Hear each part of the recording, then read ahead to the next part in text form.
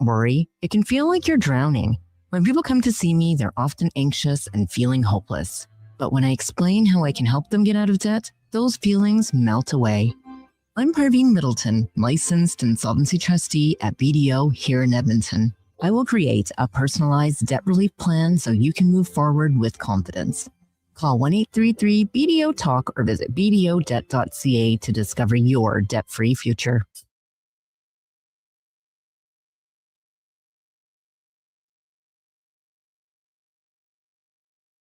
The Lowdown with Lowetide on Sports 1440. Author, musical connoisseur, sports know-it-all. Yes, a man for all seasons. Presented by Wolf GMC Buick. We're making it easy. WolfGMCBuick.com.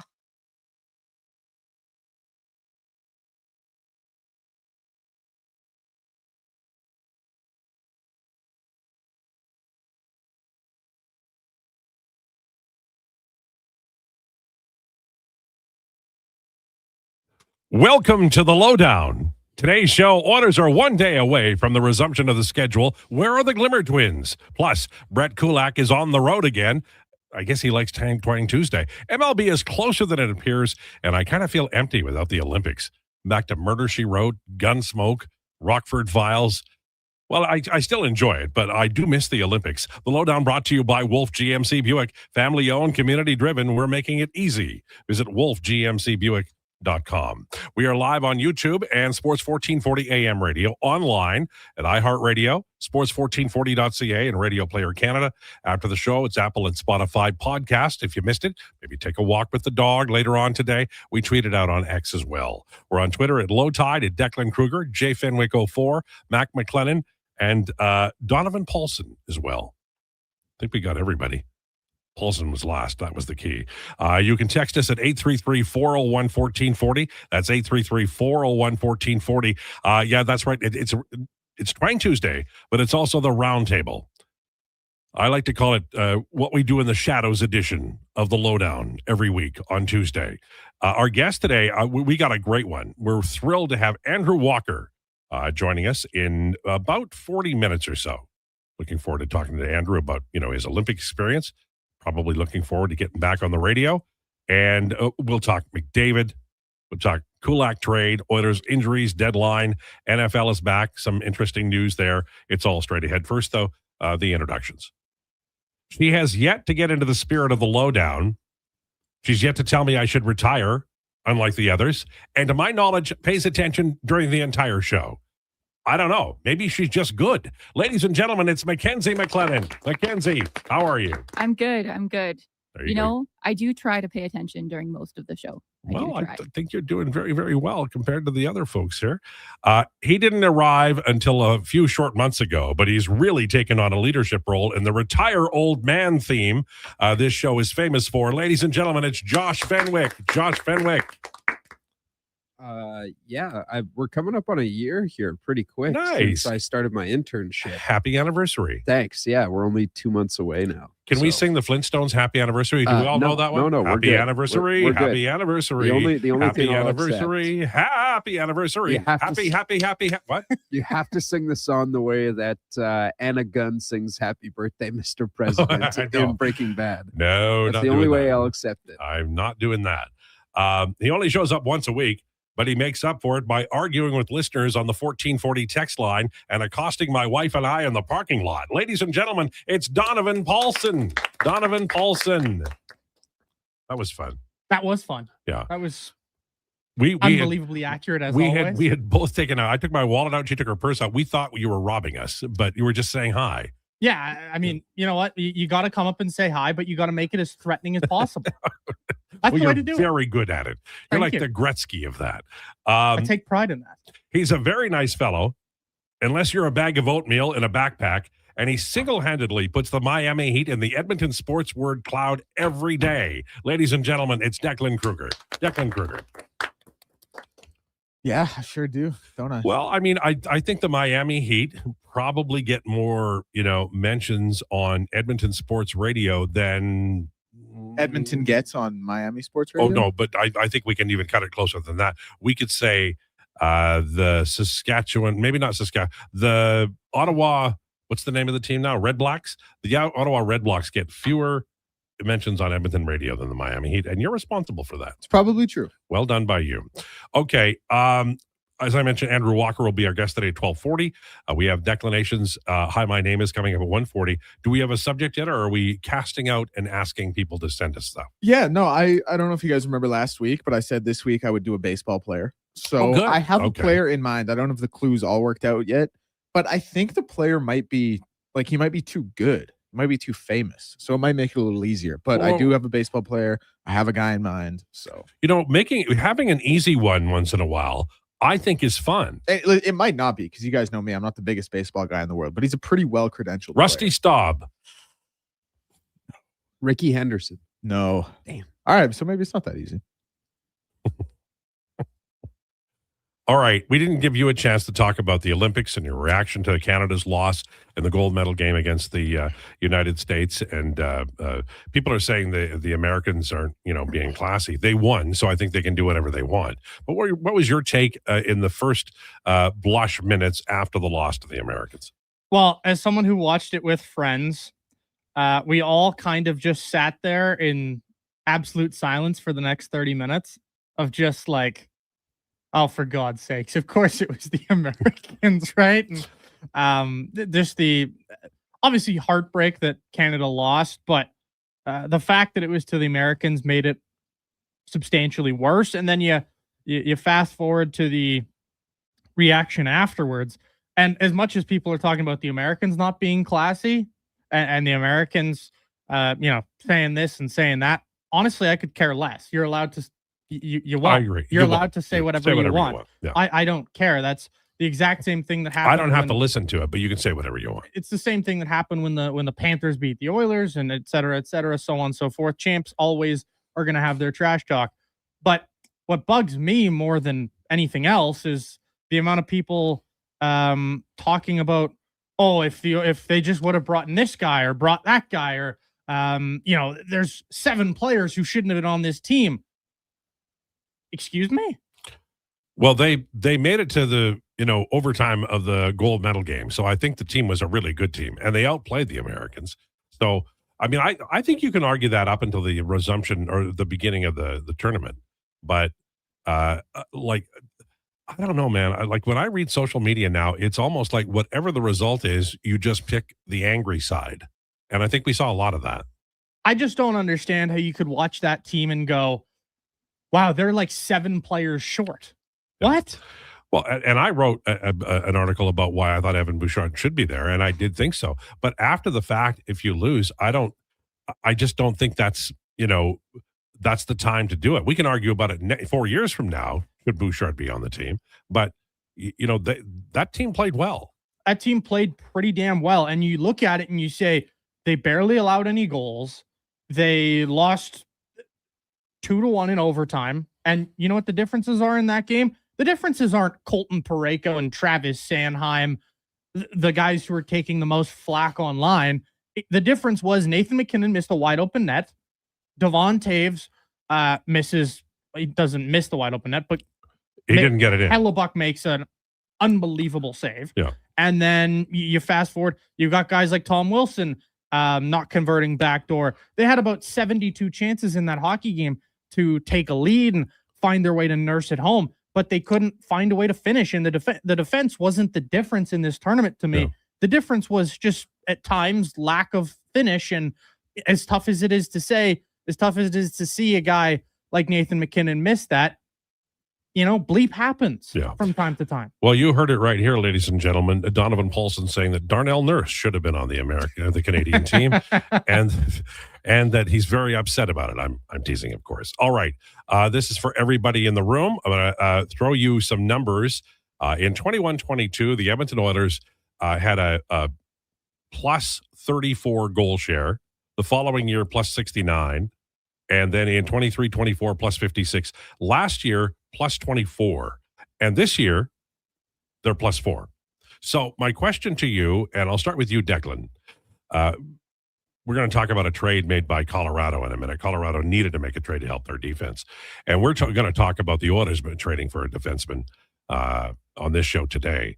But Is this a year to keep your powder dry for the Edmonton Oilers? Because they're off the pace by quite a lot in terms of what they were a year ago or a couple of years ago. Yeah, no, I think so. Like, I absolutely think so. I feel like we've been saying that for a little while. And it is tough because we've also made this point. We've talked about this. Like, when you're in a window with the two of the top 4 best players in the world, and in my opinion, the best player ever in his prime, like, you really need to take advantage of that.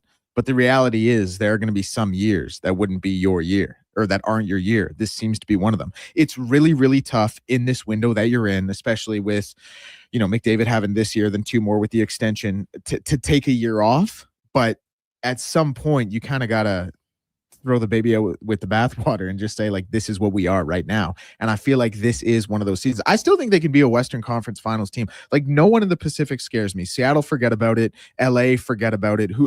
No, you're right. Vegas, forget about it. Like, I still think they can be a Western Conference Finals team. And I know the argument is that the Central is going to cannibalize themselves, beat themselves up.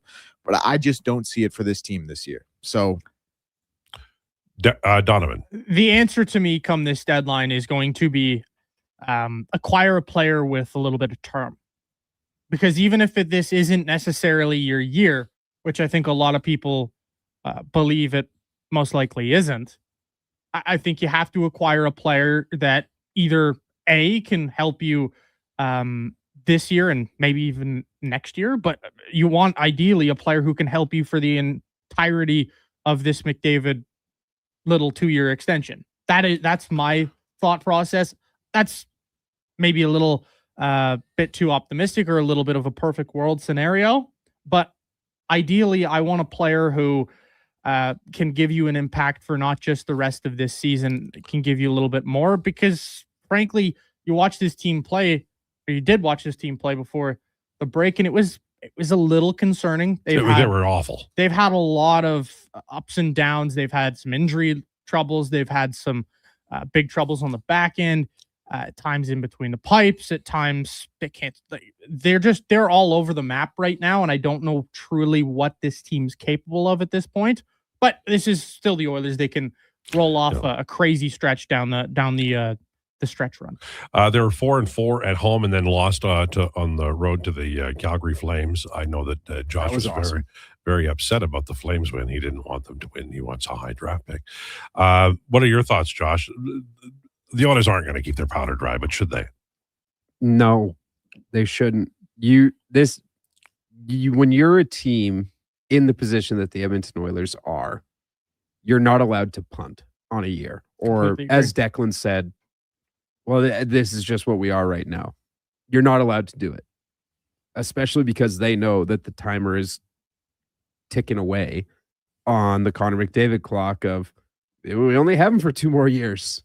Like what's going on? So they got to find something. They got to move heaven and earth and treat Darnell Nurse terribly for the next 7 days or whatever. So he goes, yeah, all right, I got to waive this.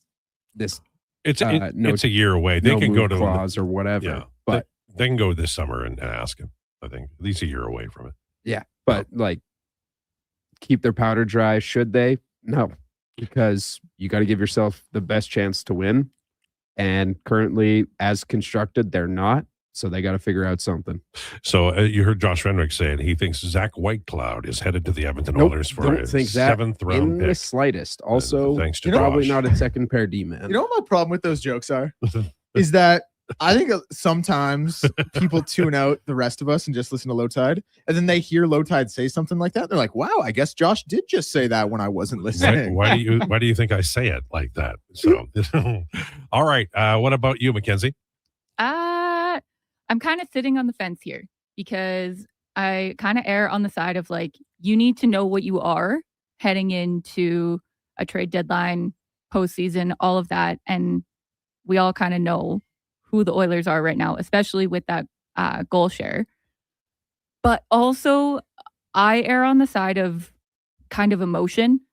And Connor McDavid has given everything to this team, to this city. And it's a disservice to not go out every year you can and try and make the biggest push possible. And I think throughout postseason as well, as long as they make the Western Conference final, I think everyone's opinions will kind of change and it'll be like, okay, maybe this team actually can make a run for it. So I think Stan Bowman, you got to do whatever you can to set this up to be a good postseason for the sake of Connor McDavid, because this guy has gone through every possible worst loss you can think of in the last 3 years. So you need to just go out and do whatever kind of gymnastics you have to do. Yeah, I think you make a great point about the fans obviously want a deal. McDavid and the players want, something to happen. They want to be, they want to win. And I think that the final reason, and it's been mentioned by my learned cohorts here, that when you have McDavid and Draisaitl and Bouchard and this group, Hyman and Nugent Hopkins, no matter what the year is, if they get in, as Mackenzie said, they could go a long way. And so I think for that reason, I think it's going to be a right-handed defenseman. I talked to Krueger yesterday. He's on weekdays at 1:20 on the Lowdown with Lowetide. He also does a show, but 1:20 is the key time to tune in. Little show. Yeah, he's got, I don't know what he does, but Rinky-dink I think operation. he plays the banjo with some kind of local guy or something. But the key is the 120 hit that he does on the Lowdown. And I think they will trade for a right-handed defenseman. And I have a feeling it's going to be more of a physical guy.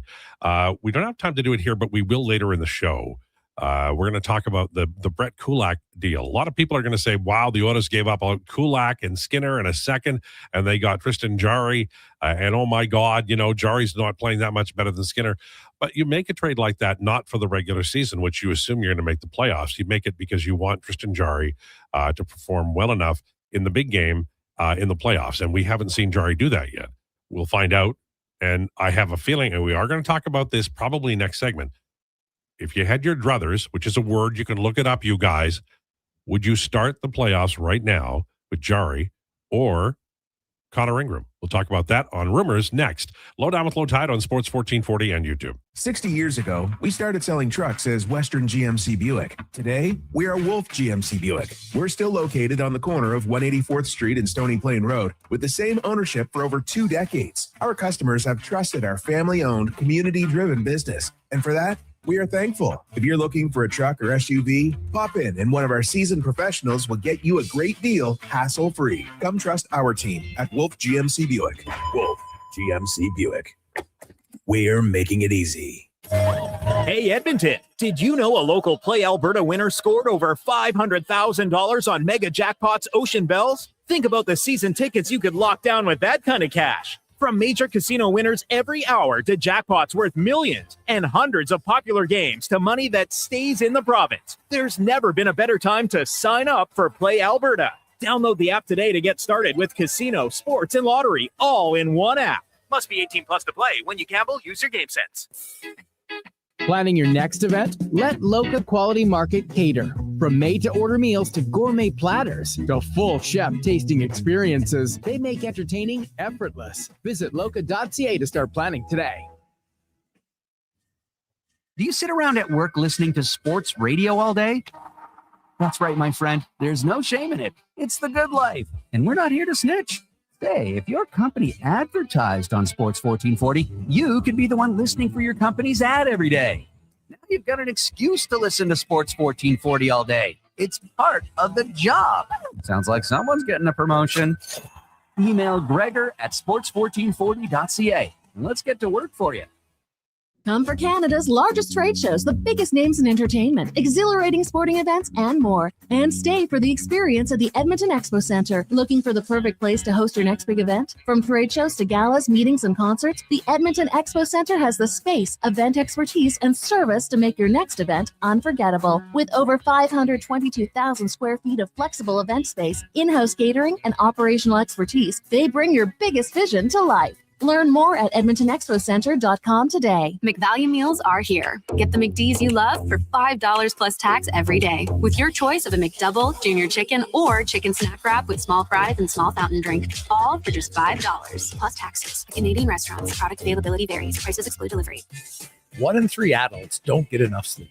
The Brick is here to help with deals on your entire bedroom. Save up to 50% off clearance mattresses, 50% off beds when you buy any 3 matching pieces. Buy one, get one half price on Sealy memory foam pillows, and save $100 off any adjustable power base when you buy a mattress over $9.99. Plus, check out other incredible savings in every department. Some exclusions apply. Check out The Brick at South Common, West Edmonton Mall, North Side, and downtown.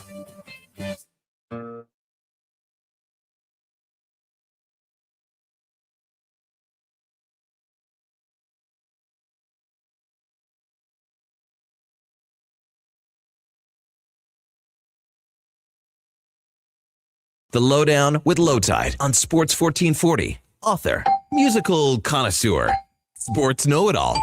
Yes, a man for all seasons. Presented by Wolf GMC Buick. We're making it easy. WolfGMCBuick.com.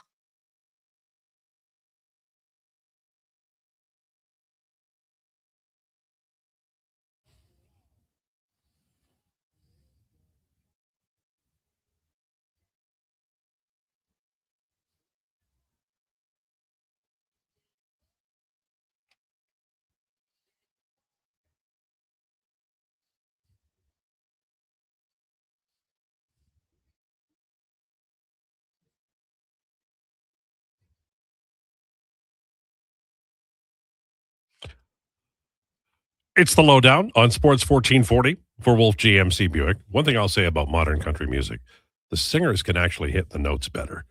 I mean, there's no George Jones out there anymore, but they hit all the notes. Time for Rumors, brought to you by Great Canadian Solar. Great Canadian Solar, we believe you should create your own electricity. Let's build a brighter, sustainable future with GreatCanadianSolar.com.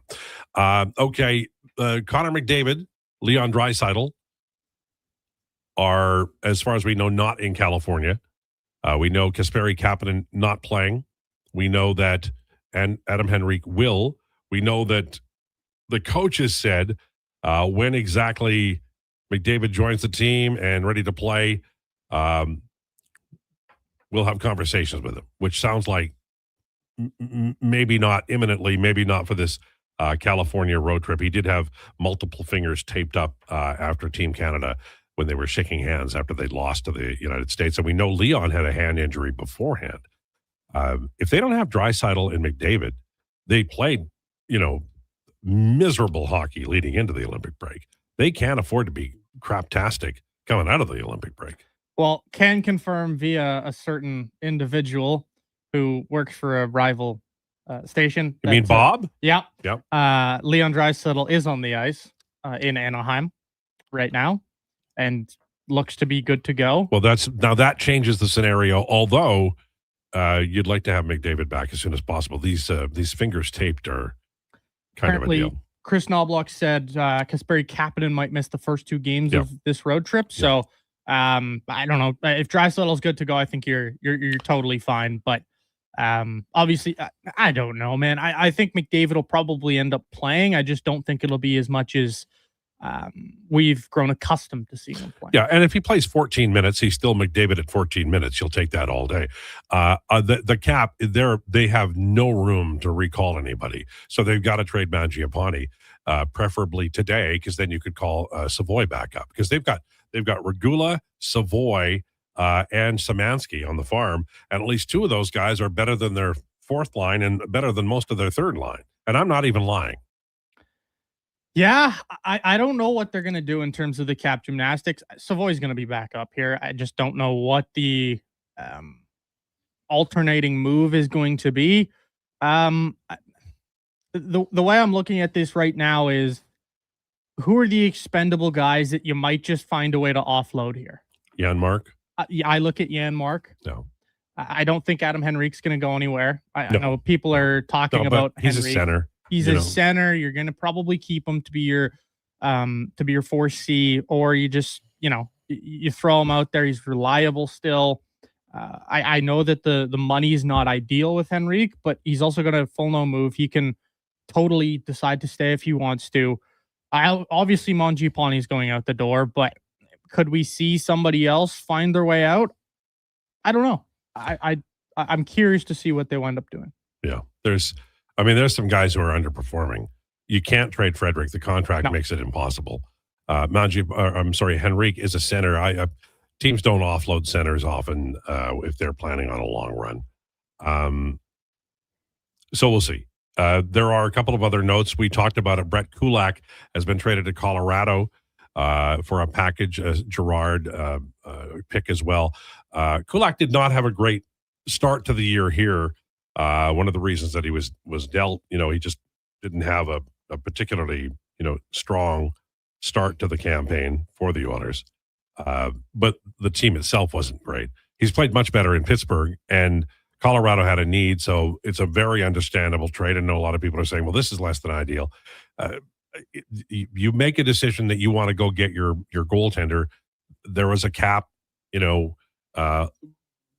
ease with Kulak being included in the trade, and so you made your decision. And sometimes it doesn't work out. Mike Kesselring was traded in a deal as an extra, as a sweetener to take money. And that's why you don't have no movement clauses. And that's why when you sign guys, you hopefully sign them for 3 productive years, not 5 years, 3 productive years, and 2 where you've got to trade them with a sweetener. So Gerard is on his way to Pittsburgh with a pick, and Brett Kulak is now a member of the Colorado Avalanche, and he's a good skater. So they need help there. It's not an unrealistic thing to suggest that he will be, a very important player for that team. Josh Morrissey placed on IR and came down not long ago. Dallas Stars with Mikko Rantanen as well. That hit was something else. And there were body flyings everywhere, but that was a hell of a hit. There's no doubt about that. Major Leagues of Baseball are flying now. You can tell because there's things other than this guy's getting a Tommy John operation next week. There's actual activity. Connor Griffin, who's like a lights-out best prospect in baseball, has hit a couple of bombs today, a couple of home runs for the Pittsburgh Pirates. Everybody says he's not going to make the team, but I think he's going to force his way into the team, don't you? No, it's Pittsburgh. Let's be real here. Man, come on. They're going to do exactly what they always do, which is the same thing they did with Paul Skeens. You're going to just, look, he's fantastic. You know what? We'll give him a couple weeks or a month down in AAA. It's just to get him even more ready. Give him a little extra seasoning. That's what they're going to tell you. But in reality, all they're going to do is manipulate his service time. All right. NFL starting to, there's some things starting to happen here. It's not like there's 16 breaking news stories, but there's, guys getting franchise tags. There's Zach Ertz planning to play in 2026. No one else cares, but he's a former Eagle, so it's front page news for me. Anything that's caught your eye in the world of football, Declan, in the NFL or CFL that we can chat about here today? Am I allowed to say no? Of course. Is there anything I've missed? Let me take a look at the ESPN front page headlines. Okay. Here, in case there's anything I missed. You didn't miss anything nuts. I mean, it's the same things they've been telling us for months, basically. Falcons are going to waive Kirk Cousins, which, again, I think they've said that once or twice already before. Yep. So that's he's off to Minnesota then, maybe? It's not a bad landing spot. I don't know what it'll look like for Kirk Cousins. Minnesota isn't a terrible landing spot for him, though. That'd be so funny. He's just like, guys, I left, but don't worry. I'm back. I'm the savior that you all hoped for. Combine is this week, right? Correct. Yeah. I watch the Combine. I find it fascinating. They run everybody. So your DBs and your wideouts are fast as lightning. And you're like, my God, that's impressive. And then you get the O lineman and you're like, I could get a sandwich. And then they have the big people jump too. And they'll, show video of coaches with their really thick glasses, timing guys and looking at what's going on. And it's how the NFL is built. It's the secret sauce, but it is, it's flat out boring. Unless Rich Eisen's there, I wouldn't watch it. Does anybody on this panel spend any time watching, aside from me, watching the NFL Combine? I like the Combine. I don't sit down and make a viewing event of it, but I like following along with seeing how well everyone does. Are you aware, like, do you know, like, I mean, somebody goes up there and runs like an incredible speed and there's a buzz about him. Is that what you're looking for? Or just pretty much. Like, you always want to see if someone can break records or do something really outstanding. Like the 40 is kind of the cool one. You always want to see who can run the fastest 40. So that's something that you always look for. But I don't know. I don't put as much stock to the combine as I think other people. Like I obviously watch a lot of college football, so I've seen these guys play. I put way more weight into that than what I do with standardized testing, essentially. Well, and like I remember Al Davis, he would just the Raiders, when he owned the Raiders, Al Davis would just, they'd see the fastest guy, they'd close up their briefcases and they'd leave because that's the guy they were going to go get. They were just addicted to speed. And you know, I mean, I don't know how much you have to have. So if you're a great rush end, you have to have fantastic speed, but you also just have to have it just feels like it's desire, right? And size, physical size. Yeah, you can watch the combine all you want. You can look at, oh, this guy breaks X record, this guy breaks Y record. You could look at a guy like Xavier Worthy, where breaks the combine 40 time and has all this buzz, right? He's been a good NFL receiver, but I don't know, is he the exact player that maybe the fastest 40 time ever would suggest? Probably not, I would say. I think a lot of the talk about the combine gets really overhyped in respect to, sure, it tells you a little bit of the picture. It paints a small portion of the pie. Absolutely. It paints the picture of this guy has a great talent in this respect, or he has a lacking talent in the other respect. I just don't view it as, if you're viewing it as more than like 25% of the pie, I think you're just looking a little too eagerly at these testing results. So Brendan Thompson is a wideout from Mississippi State, and he's fast as lightning. Yeah, but he's 5'9". So is that like, how much of a consideration? How much does the speed help him overcome 5'9" at the draft table?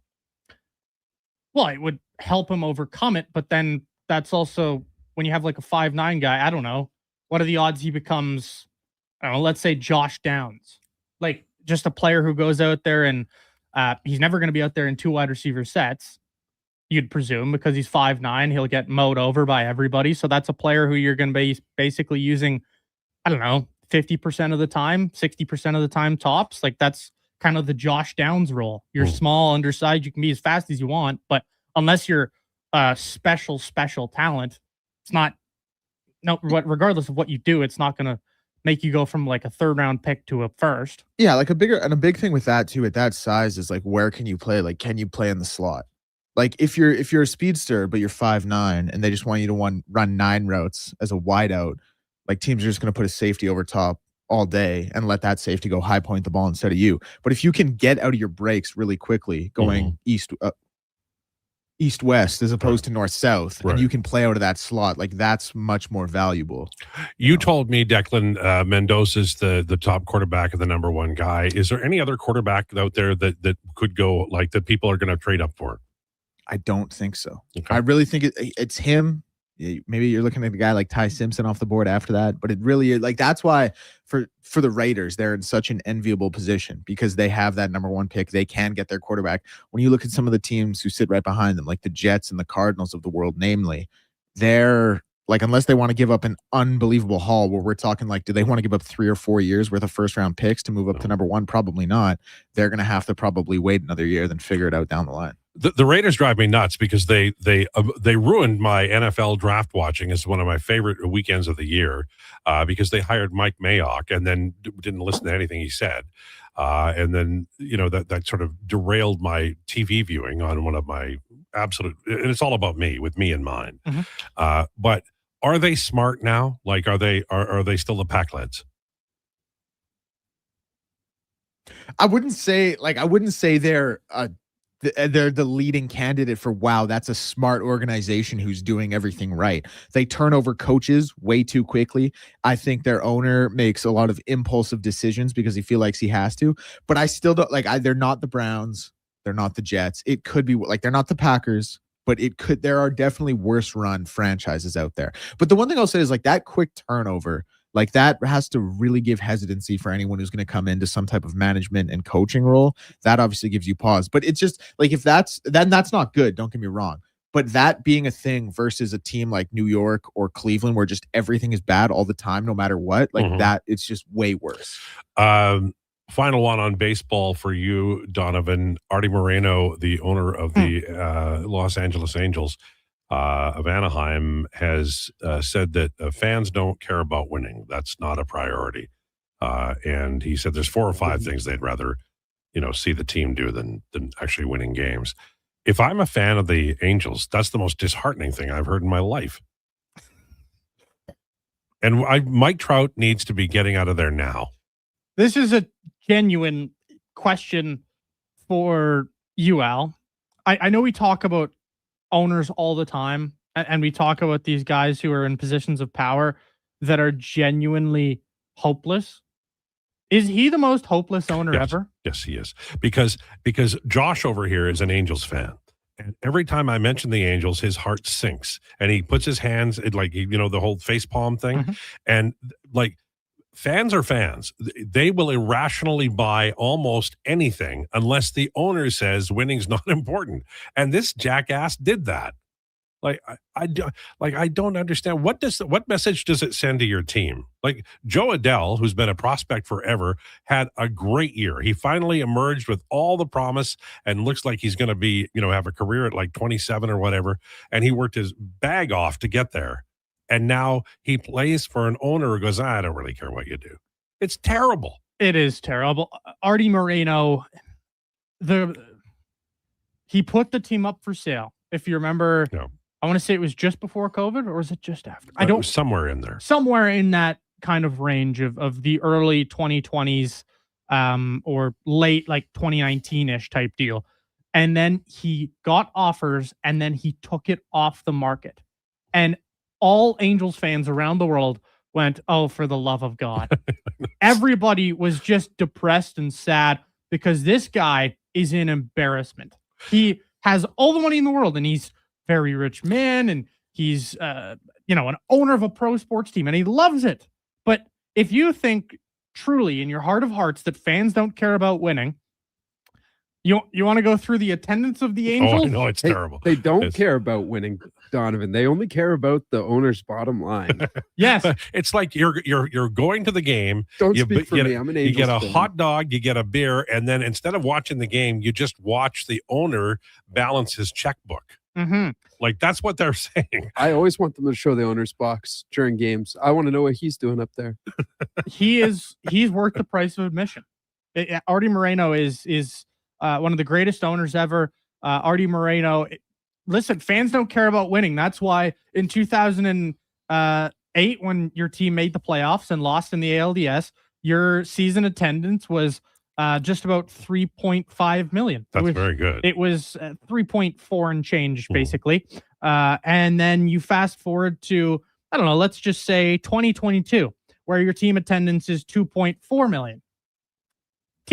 Fans don't care about winning, right? That's what those numbers suggest. And the Pittsburgh Pirates have an owner too, so we're not just going after a guy who's not an outlier. There's bad ownership in baseball, but this guy is an all-time act. He's an all-time act because you combine some of the things that he's done. The way that they spend money is one of the funniest things ever, because everybody knows, they look at that team, they look at the guys they sign, and they go, that's not working. I can guarantee you. Who did they sign here? They signed Alek Manoah. That's not going to work. And Moncada, right? Who's hurt now. Moncada, who's not very good. He was decent for them last year, but not great. They signed Jordan Romano. I wonder, is that going to work out? I don't know. I looked at his ERA last year and said, oh, that's not working. You look back to, listen, he's tried at times to make them a better roster. But then you look at the guys who are hitting 6 to 9 in that lineup, and you know exactly why they're always going to miss the playoffs. I think he broke Mike Trout. I'm not even lying. All right, 12:39. We're late for a break. Andrew Walker on the way. Lowdown with Lowetide on Sports 1440 and YouTube. Whether you're a craft beer connoisseur or more of a wine aficionado, There's always something new to discover at Sherbrooke Liquor, a unique, family-owned, independent liquor store. The selection? Incredible. The non-alcohol section is also very impressive. Sherbrooke Liquor, expert, knowledgeable staff with a passion for unique finds. More than just a liquor store, we're a community. Alberta's best, the one and only Sherbrooke Liquor. Wine, spirits, and oodles of beer. Visit SherbrookeLiquor.com. Hello. You're never going to believe this. Booster Juice called your name today. You can get a free smoothie or acai bowl. No way. Heading there now. Oh my gosh, you and my brother have the same name. Okay, I'm calling him next. I'm hanging up. Booster Juice Names of the Day is back. 2 names are selected each day, and if your name matches, you can get a free smoothie or an acai bowl. Watch for your name on the Booster Rewards app and social media. Must be an app member to qualify. Booster Juice, Canadian-born, blending since 1999. Shoulder pain. It can make even the simplest things like reaching up, lifting a bag, brushing your teeth, or sleeping frustrating. Rotator cuff strains, impingement, arthritis, they're some of the most common issues we treat every day. I'm Grant Fedoruk, and at Leading Edge Physio, our team brings postgraduate training, evidence-based technology, and just the right amount of humor and humility to help you feel better. Because we never forget the most important part, the gratitude we feel for every patient who allows us the opportunity to care for them. Because life shouldn't hurt. When it does, leadingedgephysio.com. Are you looking for an affordable business, group, or team outing this season? Why not catch the excitement of a game with the 5-time Junior Hockey League champions, the Spruce Grove Saints? With extremely affordable group and suite packages available and some of the lowest food and drink prices around, Saints games are the perfect night for your next group event. Get your group in on the action. For more information, visit sgsaints.ca. Just think, Kevin Karius has been covering Edmonton sports since before TikTok, Twitter, texting, and the Titanic. We may have made that last one up. Check out Karius in the mornings on Sports 1440. Your game, your station. Who's that working on the underground utilities over there? All-Star Construction, that's who. What about the street lighting? Yep, All-Star Construction. And the directional drilling, hydrovacing, neighborhood renewal, and telecommunication work? Yep. Since 2009, All-Star Construction has been doing all that and more, shaping and building Edmonton communities for land developers all around Edmonton. That's what All-Star Construction is all about.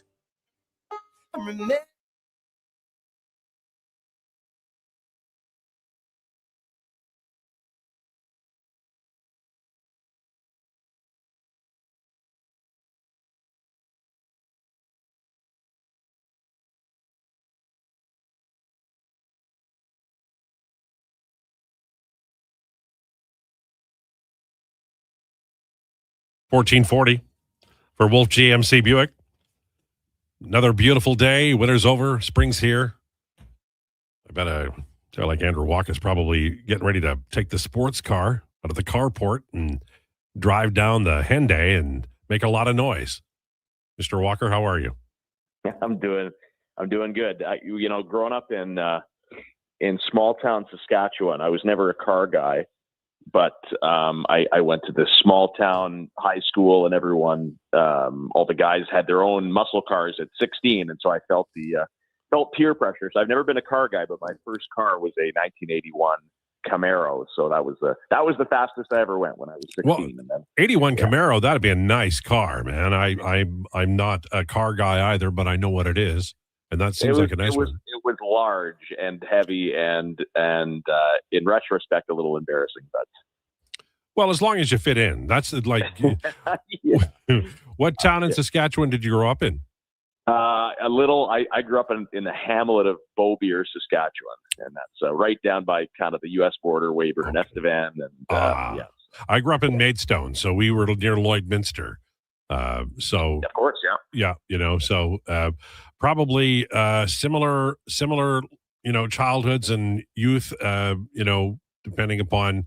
I think you probably had more stores than I did when I was growing up because I'm older, but about the same. Hey, how are you doing post-Olympics? I miss it a lot. I don't know what to do in the afternoons anymore. I am ready to move on. I'm done with Olympics. I thought 2 weeks of early morning speed skating and curling, it was great, but in the evenings I really missed watching watching hockey, and it coincided with the end of football too. So, there was a lot of dialogue nights around the old Walker place and talking about our feelings. So I'm glad that hockey is back as of tomorrow. Yeah, and generally speaking, not to get too deep into this, guys aren't terrifically, good or wired to do that, right? Like when we get in touch with our emotions, that's when I like to volunteer to do things around the house. We're not good at it. Well, and yes, in terms of projects, our basement's unfinished, but we framed and drywalled and painted about a third of it to kind of put in a gym here. So I'm finished with the projects. I just want to go sit at first round in the mall after doing the Oilers pregame. So that's like, I guess, tomorrow night, right? Do you remember how to get here? Yeah. Yes. No. I do remember that. And Donovan texts me every hour over the last couple of weeks. So I know that he's ready for us to get going. Yeah, no, he's a bit of a cat on a hot tin roof. There's no doubt about that. I mean, there's people out there who text the Sports 1440 text line, and nobody's getting back at them and being outrageous toward. I've never seen a guy in radio more effective in texting back to people who are curmudgeonly with something resembling double down on curmudgeonly. Yes. No. You know what? He reminds me of a young me, and I would pick some battles or not pick my battles in my earlier days, and I do remember. Well, so I don't have Twitter anymore, and it's a really good thing because I had a list of probably 7 or 8 incendiary tweets that I had saved up during the Olympics that I would have sent, and probably would have had HR meetings for all of them back in my days at Sportsnet. But I don't have Twitter, so I wasn't able to throw those takes on. Yeah, you know what? I am. I haven't given up Twitter, but I'm not far away. I'm on Blue. I'm so bad. Yeah, I'm on Blue Sky now, but the Twitter is or X is it's not good for mental health. I'll say that. I'll just say. Well, it I do have a burner account that I don't tweet from, but because I check, I follow. The Principes and the Gregors and the Stalkers of the world to get info, or if they're at practice and they get the line. So I need that, but I don't tweet anymore. But anytime I do kind of log in and I do see some people in my algorithm, it doesn't matter what it is. All it is people yelling at each other. Like it's bad. It's never been worse. Yeah, I agree with that. Now, what was your reaction on Sunday? Canada losing in overtime to the United States. All we've heard about is that game since the game, but I thought Canada played well, didn't win, got goalied. But what's your thought on this game that we'll be talking about for 4 years, I believe? Well, lots of thoughts. It's the danger of a one game winner take all. I think it's very clear to see who the better team was. You don't got to be Toe Blake to see that. I've never seen a game quite like it. Canada completely crushed them after a bit of an inauspicious start. I thought they were great. Even Binnington, who stopped, half the shots Hellebuck did. I was very impressed with Binnington throughout the course of the game and the whole tournament. It's just hard to be. And I'm unique as people in Edmonton are unique. We've lived through this, right? The Oilers losing back-to-back Stanley Cup finals, including one in pretty dramatic fashion. I'm a big Blue Jays fan, so I'm still, honestly, I don't know when I'll watch a baseball game. It certainly won't be in spring training because I'm still not over the World Series loss because that's as bad as it gets. And then this game, and I take solace in the fact I thought Canada was great. I think there's conversations about how, maybe theoretically they pick the team a little differently moving forward. I'm here for that. But with the players they picked, they still should have won. They absolutely crushed the U.S. That McAvoy save was insane. The Hellebuck save on Taves was bizarre. McKinnon missing at empty net. It's just, it's not even hyperbole. 99 times out of 100, he puts that in. The Tom Wilson hit on Larkin. I thought Canada was great in almost every aspect. And then I do think, and this isn't sour grapes, I do think the whole thing was cheapened the second they went to 3-on-3. I know that's not a unique take. But it's just, to me, play hockey, right? And I think a game like that, a rivalry like that, did deserve better. Now, if Canada would have won 3-on-3, I still wouldn't have loved it, but at least it's a puck don't lie scenario, right? Canada deserved to win, so if they win 3-on-3, hey, better team won. But 3-on-3, let's be honest, it just really saved the States. And in a flow like that, all it took was, one little Makar stumble and, Nathan McKinnon last guy back. It's not necessarily his forte. And, I think Jack Hughes flubs the shot a little bit and it beats Binnington. So, what can you do? So I was pretty upset. I felt bad for the city and the country in the sense of, everyone is so many people are at restaurants and bars, and the second Jack Hughes scores, everyone pays their bill and walks out. Whereas 2010, what happened? Everyone was partying deep into the night. It was an amazing come together moment for the country. So it sucks, but that's sports. And I do take solace in the fact that we are still the greatest hockey country. We have the best players. We had the best team by far in the tournament. Just didn't work out. Hacksaw wants to know if you got the proper permits for your improvements in your home. I don't care, but Hacksaw wants to know. Absolutely not. I don't believe in that sort of thing, and I don't believe in private property. Well said, sir. Well said. Yeah, pretty much the Bravo. worst thing I could say. So now we're back, and the Oilers play tomorrow night. Bob reporting that Leon is on the ice. We're not absolutely sure about McDavid, although, McDavid missing a hockey game, it would be news, but he had his fingers taped in the receiving line after the game, so we'll find out. But Henrique in, Kasperi Kapanen out. A lot of guys are, not a lot, but Matt Savoy's in the minors, Regula's in the minors. They're at zero cap room, so they're going to be pretty tight to, what the roster they have, putting enough players on the ice for their California trip of 2 games. What are your thoughts as you head back? And I know that you're, obviously going to be talking about this tomorrow night on the show here. But what's your sense of this team? Paul Coffey comes in. There's all these changes. They were miserable before, the break. They were not playing well. What kind of expectation do you have, Andrew?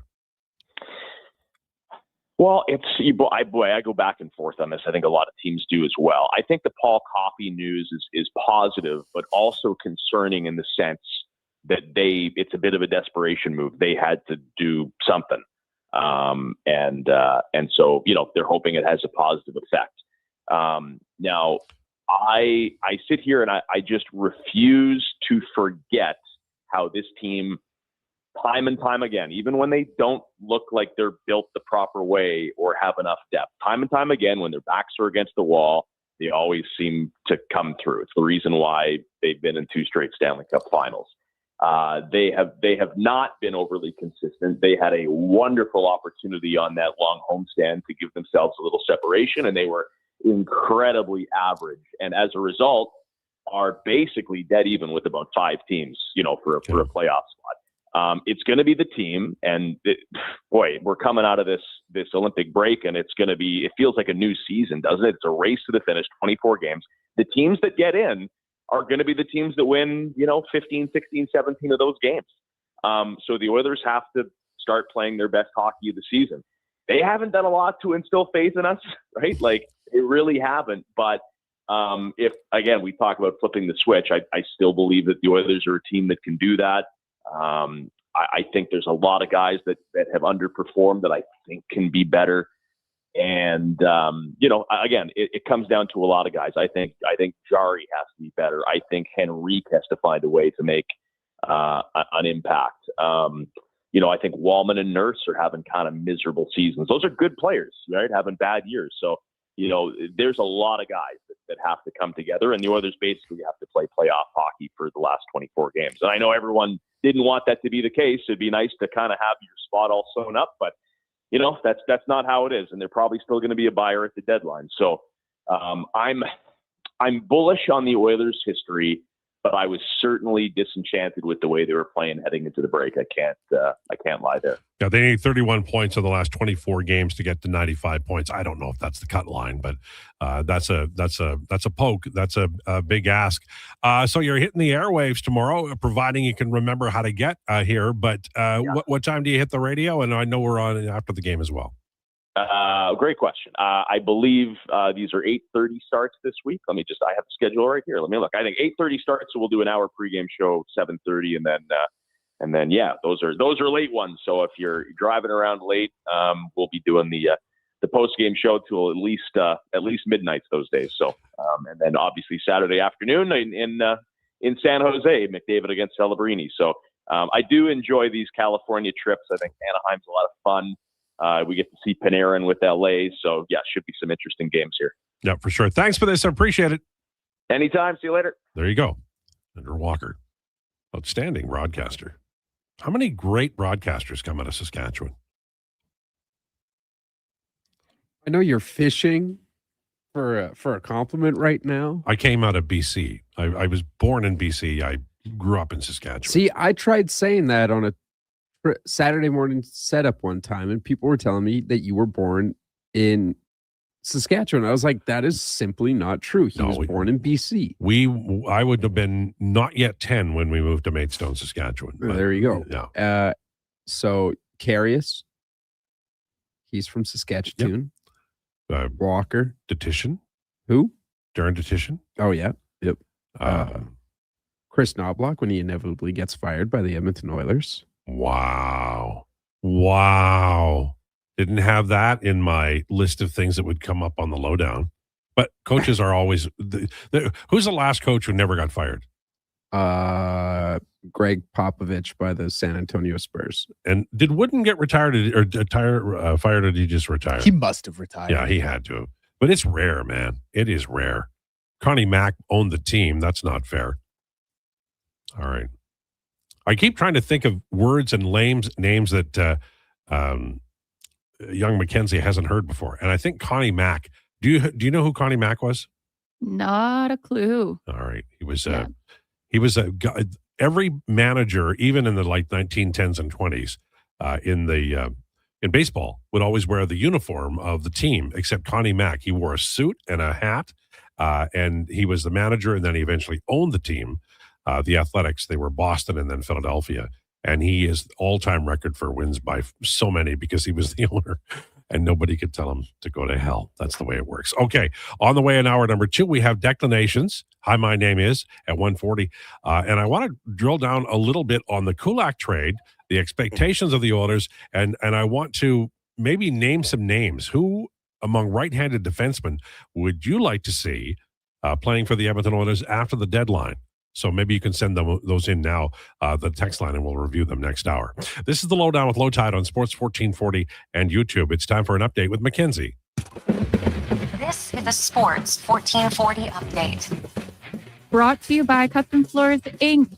Floors done right for homes or businesses. Visit the new showroom at 11577 149th Street. Now open 6 days a week with Saturday hours from 10 to 2. Or visit customfloorsinc.ca and bring your next flooring project to life. 11 games in the association. Raptors tip off against OKC at 5:30. Knicks are in Cleveland. Miami meets Milwaukee. And the Wizards look to bounce back against the Hawks. Magic and Lakers have the late slate. NHL is back in action tomorrow. Trade freeze has come to an end. Brett Kulak is going to Colorado, and the Penguins receive Samuel Girard and a 2028 second-round pick. The Islanders have acquired Matt Luff from the St. Louis Blues in exchange for Julien Gauthier. Winnipeg Jets have put defenseman Josh Morrissey on IR, retroactive to February 12th. In spring training, the Blue Jays are currently down 7-1 to the Yankees. Over in the WHL, Oil Kings play the first in the division, Medicine Hat Tigers. Puck drop at 7 at Rogers Place. Over in the AJ, Camrose is in Calgary, and Drayton Valley plays Whitecourt at Team Auction Center at 6. I'm Mackenzie, and that's your Sports 1440 update.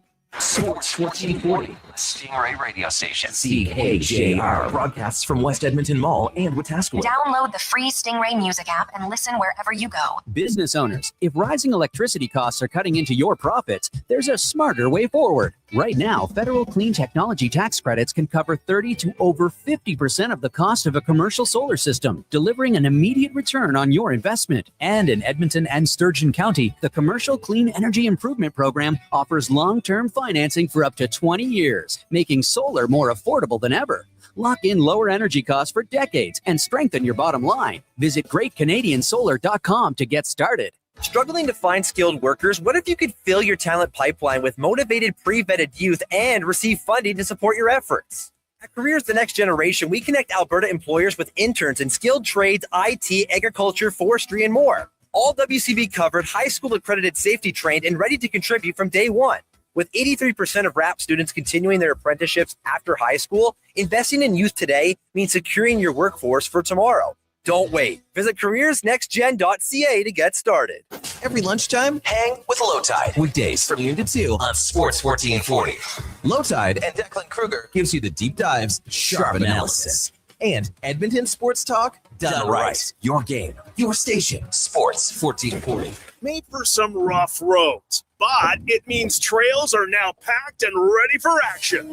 Don't miss out on riding adventures this winter with a Ski-Doo from Riverside Honda and Ski-Doo. Work or play with new 2026 Generation 5 models with class-leading design and power. And right now, take advantage of 5.99% financing OAC. Only at Riverside Honda and Ski-Doo. 15 Inglewood Drive in St. Albert. And always at riversidehonda.com. Shop local, shop Canadian. The weather doesn't care about your shift or your schedule. Carhartt Rain Defender sweatshirts let you battle back against the ever-changing elements. Carhartt's durable, water-repellent technology lets light rain beat up and roll right off. Layer up and stay on the job longer without getting drenched. Get your Carhartt Rain Defender sweatshirts at all 3 of our Edmonton job site workwear locations. Job site workwear, tough different jobs.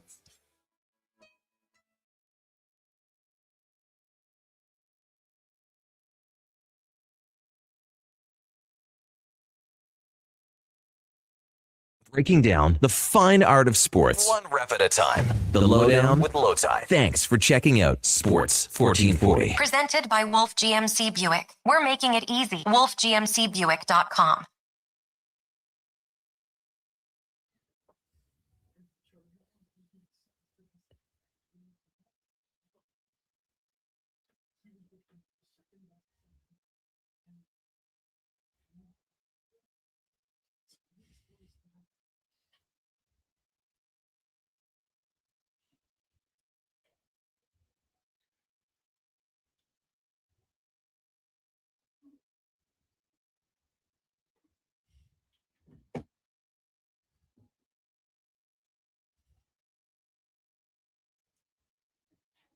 Lowdown with Lowetide on Sports 1440 for Wolf GMC Buick. Family owned, community driven. We're making it easy. Visit wolfgmcbuick.com. All right. I want to have it out. This is high noon moment. This is shootout at the OK Corral. I'll tell you what. Brett Kulak was traded today by Pittsburgh to the Colorado Avalanche for a second round pick, I think in 28, and Sam Girard. And people on my blog and people online on X and other places are saying, well, that's it. Stan Bowman got fleeced. But here's my point.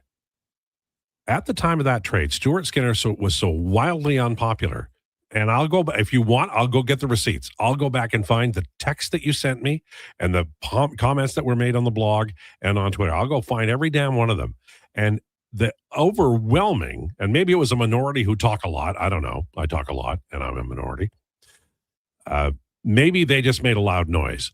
But man, I do not see how you can say today that you're angry that Pittsburgh got a great, and I don't think it's that great, but Pittsburgh got a good payoff for Kulak when it was palpable. People were so angry about Stuart Skinner being on this team.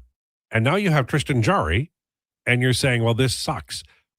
Doesn't it behoove you? Isn't it reasonable to say, okay, well, then if they got him for the playoffs, if they got him to see if he could get them over the hump and win the Stanley Cup, wouldn't you want to wait to see how that turns out? It's like getting mad at a movie when it's halfway through. Or if any of us read a book in the last 10 years, reading a book halfway through and then putting it down and getting mad and not even figuring out what happened, in Moby Dick. Anyway, that's my thought. Anybody got any thoughts on that? People are angry now because of the trade of Kulak, but I don't get that. I mean, it's hindsight's always 2020, right? Like at the time, did you hear anyone with a problem? No. Right? No, not at all. So, in fact, I think even the people I'm pro Skinner, I was pro Stuart Skinner. I was like, man, it's time for him to go. Yeah, and things happen, things change. Hindsight's always 2020. I think that's the crux of it. Now, if you want to do the advanced analytics, like if you want to dip back into your Calc 31 days and say, hey, they lost this trade way down the road because of what happened, sure, you can do that. And yes, maybe it's factually correct, but no one at the time has any problem with it. So when something like this happens down the road, you can't get up in arms. And you're also offloading cap, and people forget about that. And I would suggest, I think everyone and their mother, when you saw the Penguins acquiring Brett Kulak, you all assumed that he was going to get traded at the deadline, and he just got traded at the deadline. And and as opposed to getting mad at Bowman, I would give Dubas credit. I don't think he made out that well, honestly. Maybe I'm wrong about Girard. A second round pick in 2028 has limited value until 2028, but he got something. Good for him. No, I think to get a second round pick is tidy work. It's good job by Kyle Dubas. Congratulations. Probably one of the better sequences of trades in his career, because quite frankly, I think Kyle Dubas, the GM, has been nothing but bad things pretty much everywhere.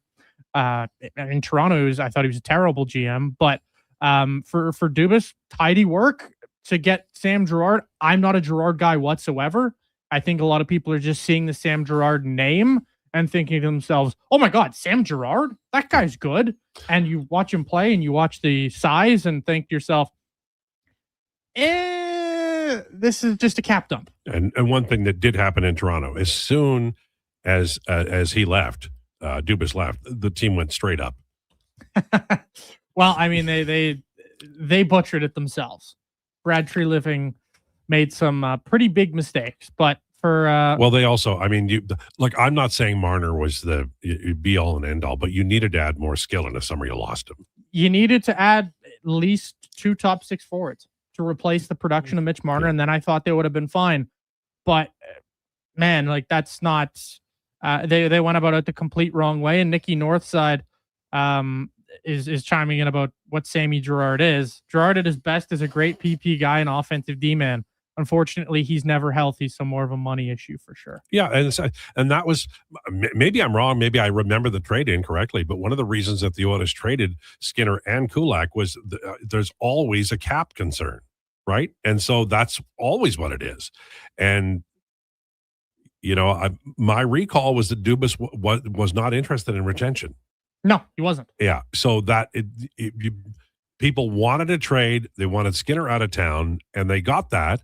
And I'll say this: I don't think that just my opinion, but I don't think Tristan Jarry is a worse goalie. I think he's played poorly at times. Gregor had a thing, he either talked about it or he wrote about it, I can't remember which, about him being very poor on the penalty kill recently, and it really kind of sewered the team a couple of nights. But I mean, I don't think you can, I don't think you can say Tristan Jarry's story is written here and you can close the book on him and it was a failure. I just think that's wildly unfair. I would completely agree with that assessment. I would also suggest that this is a guy who is coming off of a groin injury. And if you're a goalie coming off of a groin injury, if you're not 100% right, we've seen a lot of goalies come back off groin injuries and not look very good. No. And to my assessment, he didn't look particularly great coming off that injury. I don't think the mobility was fully 100% back yet. No. I watched a guy pre-injury. I loved his mobility. I thought he was giving the Oilers some pretty decent goaltending, but post-injury, the mobility looked night and day different to me. He would probably tell you he was 100% healthy, but I don't know. To me, the mobility looked different. He just didn't look like a guy who was 100% healthy to me. I don't know. Maybe I'm a little bit off base there, but that was just my analysis in watching him play. Well, and I think that we, you have to let this play out. And I was just really surprised that, the deal itself, Kulak didn't play well here, and maybe people are remembering that. But a 2028 second, it has limited trade value, and Pittsburgh, they're not totally rebuilding here, so they'll probably trade it for something when they're, Crosby single-handedly made them far more legit than they had any right to be this year. But, they could reload as opposed to rebuild, and I think they'll probably try. So we'll see as time goes on how important this is.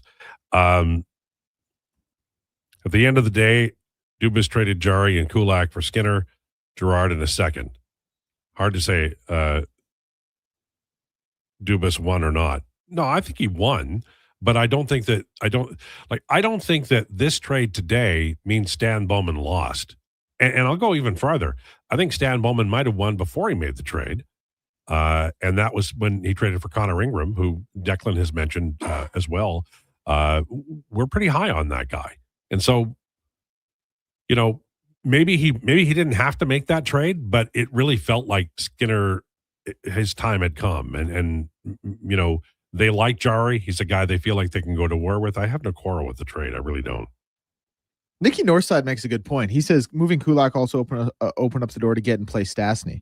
Do you guys like him more than Girard and Kulak? I'll tell you, I like Stastny and Emerson together very much. I like that pairing as well. Haven't played a lot, but they played well. He doesn't like him because he's not big. It makes you a little nervous, but I like the pairing. It's too small.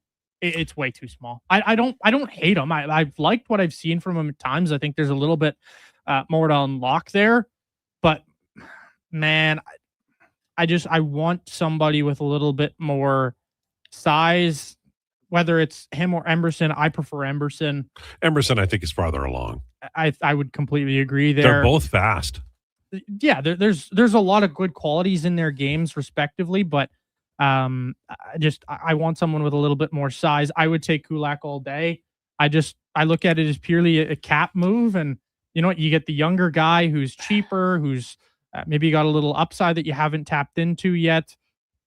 I have no problem with the acquisition of Stastny and the loss of Kulak, to be frank. And I love Kulak's game. Oh, I did too. Before this season. Yeah, but he fell off. Yeah. You're right. And I think that is important to mention. And his foot speed wasn't great when he was here. It's improved.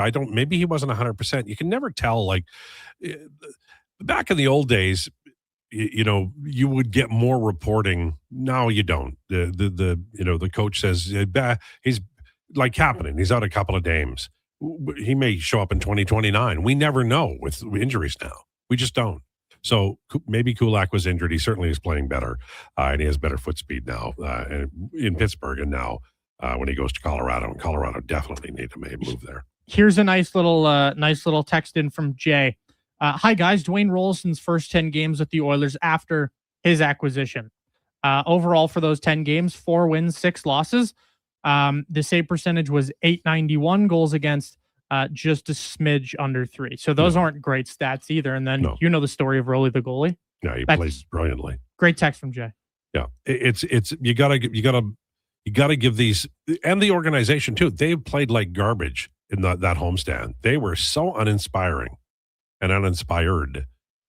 Yeah, and I think when you look at goaltending and guys changing teams in the goaltending position, it takes a while to get acclimated to the environment in front of you. It's a different environment than it was in Pittsburgh. It's a different environment, and you watch the Oilers' ups and downs, the roller coaster ride that this season has been. My God, like the defense in the last 5 games of that little pre-Olympic break there, their defending was appalling. I'm going to read this because I am somebody who enjoys trolling, and even the trolling of others. I don't know really who put this together, but I find it funny. Top 20, we're only going to read 5. Most annoying fan bases in sports. You ready? Number 1, the Cowboys. Number 2, the Lakers. Number 3, the Yankees. Number 4, the Eagles. I have no quarrel with any of those. Number 5, Canada. I mean, that is some world-class trolling today. 6 is Alabama, 7 is Notre Dame, 8 is the Celtics, 9 Ohio State, and the Chiefs are 10th, Maple Leafs are 11. But Duke basketball 13th. It's honestly a great list outside of Canada. I quote tweeted it and I said, I'm seeing Vancouver Canucks erasure in the places I never thought I would see it. Canada there feels like a little bit of a hit job. It's obviously a reaction to Canada reaction. That account that posted it did follow me after I quote tweeted them. Cool. Though, so shout out them. I will say this, though. I think that the days of Brady Tkachuk in Ottawa are coming to an end quickly. It's going to be really difficult for him to be a part of that team, say what he said, and do all of those things. And I imagine, I hope not, but I imagine it'll spill out to the fan base. And Ottawa, their fan base they're a different group. So we'll see how that happens. But I've never felt Tkachuk was going to be there long term. Did you guys? Well, you know what's sorry, Donovan, I kind of interrupted you there, but you know what's funny thinking about just talking about Brady Tkachuk? I was thinking about him the other day because he is, he's a unique kind of Swiss Army knife. He's a good player, but he's done nothing but be a loser his whole career in terms of team success. And he is the best player on Ottawa. But if there was a redraft of anyone in the NHL, of everyone in the NHL, does he even go top 50? Like, I don't know that he does. So he's a weird player in that sense that, yeah, he's good, doesn't contribute to winning hockey. How good is he really? What's his ceiling? I'll disagree with you there, Deck. I do think he does contribute to winning hockey in a big way. The problem in Ottawa has just always been not having the right pieces. And you talk about a GM who doesn't quite understand the picture. That was, prior to Steve Staios going in there. I like Staios. But prior to Staios going in there, talk about a GM who didn't understand the picture. Yeah. Acquiring a guy like Jacob Chikrin when you already had a guy like Thomas Chabot and your defense was all about puck moving, and you had 3 stellar left-hand shot defensemen. Why would you do that? You don't need 3 stellar left-hand shot defensemen. You can't use them all. You can't use them all. You can't play them all 20 minutes a night unless one of them's going out and playing on their offside, which basically they had to do. And then it turned into a bit of a disaster, really. And the Sens, they're in the right trajectory now. I know this season hasn't exactly gone their way. The Allmark situation was tough, but to me, that's a team going in still the right direction. Is Brady Tkachuk a top 50 player to me? Absolutely. Yes. It's just the points aren't always going to be there, but there's so many different intangibles. Like I look at him and a guy like Tom Wilson in sort of the same vein. I agree with that. I think he's more talented though. Yeah, and he's got lots of prime years, so he'd be a great trade candidate. All right, we had promised you, and we're going to do it after the break. We're going to go around the room. Those who want to contribute, you don't have to if you don't want to. We're going to ask the number one choice for right-handed defenseman. If you had your druthers, if you could somehow wave a magic wand and put a right defenseman on the Edmonton Oilers' second pair, who would it be? My answer is Artem Zub. We'll find out the other answers next. Lowdown with Lowetide on Sports 1440 and YouTube. Jason Gregor isn't just a sports guy. He's a community builder. With over 2 million raised for local charities and his Gregor Foundation, he's making a difference on and off the air. Check out Gregor weekday afternoons on Sports 1440. McValue meals are here. Get the McDs you love for $5 plus tax every day with your choice of a McDouble, Junior Chicken, or Chicken Snack Wrap with small fries and small fountain drink. All for just $5 plus taxes. Canadian restaurants.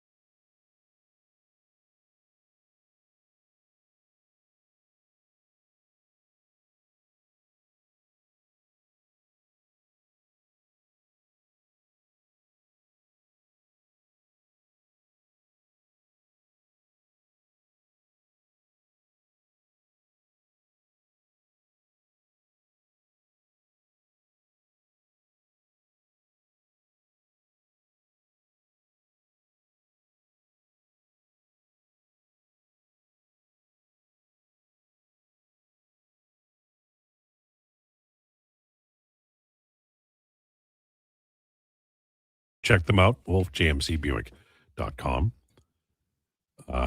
Talladega says, curious, Lowetide, your thoughts on men's USA team bringing out Johnny Hockey's daughter to celebrate, only to follow by bashing U.S. women's team. I thought it was just a really nice touch, the Gaudreau jersey and bringing his daughter out. And I think that it is infuriating that they, not just the USA men's team, but generally speaking, the way that the women's sports in general and certainly the hockey are treated is just beyond the pale. I'm a fan of women's hockey. I love watching it. I think that a lot of the Canadian women who were on that great team for however many years have turned into some of the best analysts we have. Obviously very bright, know the game backwards, and the some of the best most intense moments I've seen in the last 25 years at Olympic ice has been in women's ice hockey. And so I feel like we get to a certain level and then we fall off a cliff again. Respect has to be earned, but I think that if you have eyes on women's hockey over the last 25 years, that respect is long past earned. And that was a shameful moment, and I'm highly disappointed. But don't ask me if I'm surprised, because I'm not. So let's move on to the ideal right defenseman for the Edmonton Oilers. Right now they have, I think Jake Wallman would be playing on his offside, the second pairing right D. Declan, I'll start with you. I said ideal. You might want to do ideal and available, but Right. who are you looking at? Yeah, right. Because like if it's ideal, a right-handed defenseman, there's that guy in Colorado. Who, Yeah, not you bad. know, And wouldn't mind having him. My Probably not guy Artem Zub is also really good. He'd be a great fit. some good right-handed demon, like Adam Fox. I really like most Mhm. side. Yep. As far like a guy who's on the market, who I guess if I'm waving a magic wand and say yes, I want him. Like we're ignoring salary, we're ignoring what has to go back. I guess it's probably Dougie Hamilton. When I'm taking a more realistic approach and look at things, Connor Murphy. It's a name that gets thrown out a lot. I don't want to be unoriginal, but that's probably the guy I look at. Like, do I want Luke Shen at 36 for what is it, 2 months of a season? Like probably not. Do I Andrew Peak maybe? Like looking at Andrew Peak at all? I don't know. Someone on the text line said Nicholas Haig. He's on like a 4-year, $22 million Lefty. contract. Is he a lefty? Yeah. Okay. Nick Haig's a lefty, so forget about that. So yeah, I'll say Connor Murphy, little unoriginal. Dougie Hamilton if I get the magic. I love Hamilton, but he's just too much. I know, $9 million. I love And- Carlson too in Washington. It's too much. I've always loved Dougie Hamilton, but man, Dougie Hamilton has never been able to defend. And if you're the Oilers, the last guy on planet Earth you're looking to acquire, to me, is Dougie Hamilton. Not to shoot you down there, but I'm with you, Deck. to me, the waving the magic wand, the pipe dream is Braden Schneider, Great player. 24. Not Still- having a great year, but a great player. not having a great year, but there's a lot of what the Oilers, I personally think, need in that player. Not necessarily a puck mover, just a good, solid defender. Can give you a little bit of jam in terms of physicality. I like Schneider, always have. That would be my wave the magic wand guy. Mhm. But in terms of the only guy I think they really have a shot at landing is Connor Murphy. Is he a second pairing right D? To me, no. Okay. Josh. How about that guy over in Toronto, Oliver Ekman-Larsson? Lefty. He shoots left. Why is StatMuse lying to me right now? My friend Darcy, who's a really smart guy, way smarter than me. He always gets lefties and righties mixed up. So Always. It's so like, funny. how about StatMuse just lying to me? Also, you know what's funny currently? about that, Josh? Like You there are trusted him. some players That's my bad. who you just think of as a right-handed defenseman, like the way they play. You're just like, yeah, that guy's a right. Like I think of Quinn Hughes as a right-handed defenseman. Did you see the Always have. stuff on Hughes about he was having dreams and there were ghosts in his dreams? I Did did anybody not. hear that? Yeah, it was wild. He's at the Olympics and he's like The having joke about him is that he's seeing ghosts on the ice because he always has that dead stare. Yeah, no, he does. He definitely does. And so his comment was in relation to him seeing ghosts. Well, the athletic story went a little farther on that. So interesting. do you? I can't. So that's my bad. Okay. That's okay. Not to worry. Mackenzie, do you have anything, or are you just going to go with what's already been mentioned? What about Andrew Peak? We didn't really talk about him. I brought him up. Yeah, I like that. I don't mind it. Nice participation trophy, Declan. Pardon? I said nice participation trophy, Declan. Yeah. Sorry, Deck. It's cool. But here's the thing: he's not expensive. Yeah. And that does have some appeal. How about Rasmus Anderson? Oh, like that was a dream forever, but I knew it would never happen. And of course, going to Vegas, good Lord.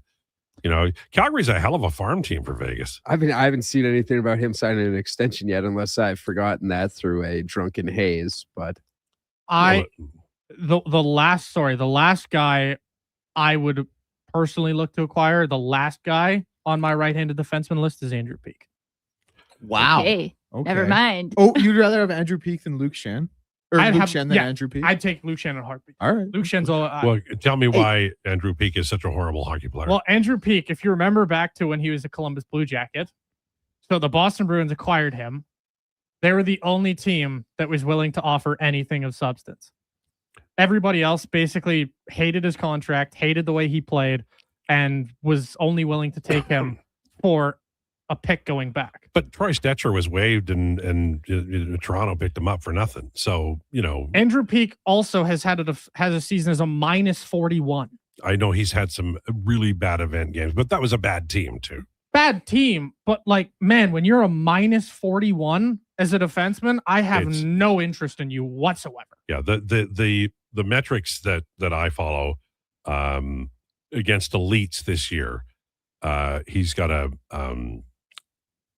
26% goal share, and that's what the problem is. He's not a second pairing guy. He is the definition of listen, if you're paying him $1 million to play on your third pair, go for it. I don't care. But if you're relying on him to do anything of substance, I think Andrew Peak's a pretty poor option. The guy that I didn't mention because he's never coming here and he's not available to Edmonton, and they couldn't afford him anyway. But John Carlson this year in 329 minutes versus elites via Puck IQ has a 59% goal share, and he would be a second pair. Now he's a puck mover, but he would be a second pairing guy. I think the Oilers, they're going to get a right-handed defenseman. It's going to be Connor Murphy, but I don't think he's going to end up playing second pair. I think he's going to be third pair, and I think either Emberson or Wallman are going to be playing second pair. So other guys coming in here on the text line, Nick Perbix. Any interest in Perbix? Nashville, right? Nashville just signed a contract down in Nashville this past summer, if I'm not mistaken. Give me two shakes of a lamb's It tail. is $2.75 million. The other guys coming in right now, Rasmus Ristolainen, Jay, I'm sorry, Jacob Trouba's going nowhere. Tyler Myers from Justin and Leduc. Parayko. Well, Parayko's, I don't think they can get it done. I don't think so either. People are shouting out Nick Perbix a lot here. And Ristolainen.